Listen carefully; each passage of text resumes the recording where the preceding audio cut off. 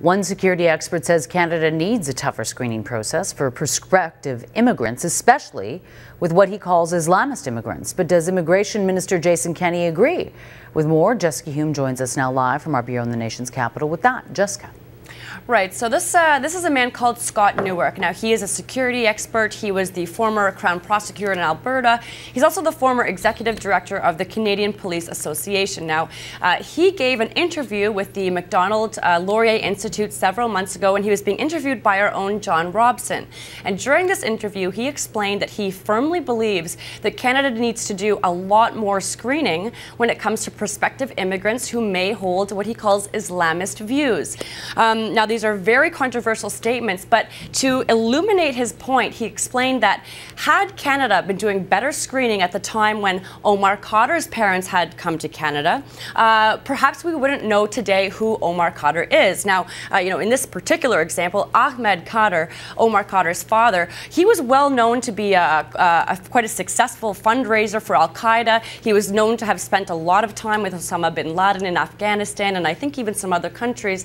So Newark's point is very much that, this Islamist ideology is fundamentally antithetical to Canada's liberal democracy. So as a result, he says if we have too many of these people here, it actually threatens not only our national security, but also our culture.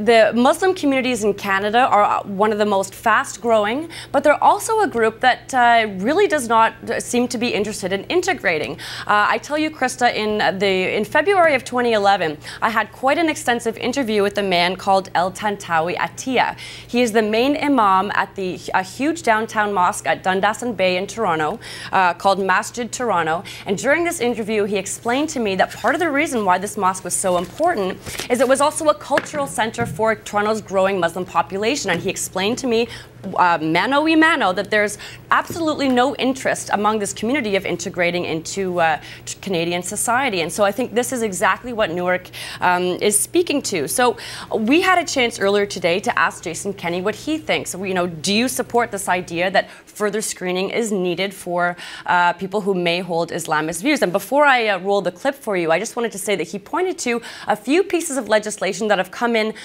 between when Newark made these remarks and today. So one of them was, starting in January, we're seeing biometric screening. He also pointed to a new information sharing program with the United States, but he also pointed to the faster removal of Foreign Criminals Act. Now, let's listen to how he expanded on that a little bit. If you're talking about people who may pose a national security risk, people who may be associated with extremist or terrorist organizations from whatever country of origin, well, that obviously concerns us, which is why we are reinforcing the security screening in our immigration system. On January 2nd, we bring in our new biometric visa requirement, which initially will be applied to over 20 higher risk countries. Eventually, it will have universal application to all countries for which we require visas. And so whatever kind of ism, whatever kind of extremism it may be, we'll be, I think, in a much better position to ensure that people who may pose a threat to Canada's security do not get into the country, and if they're here, get removed more quickly.